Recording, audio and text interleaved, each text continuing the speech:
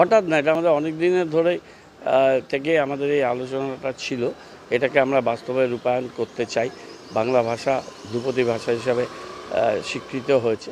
সুতরাং সেই ভাষার প্রসার এবং বিকাশ ঘটানোর ক্ষেত্রে শিলিগুড়ির মতো একটা মাল্টি লিঙ্গুইস্টিক বৈচিত্র্যময় জায়গা, যাকে আমরা সিটি অফ ডাইভার্সিটি বলছি, সেই শহরে বাংলাটাকে বাধ্যতামূলক করে অন্যান্য ভাষা চলুক।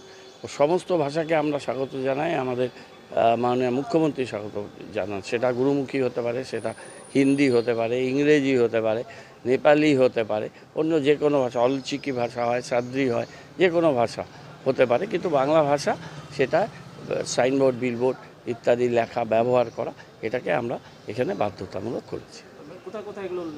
সমস্ত জায়গায়, পাবলিক প্লেসে, সমস্ত জায়গায় সব বোর্ড আছে।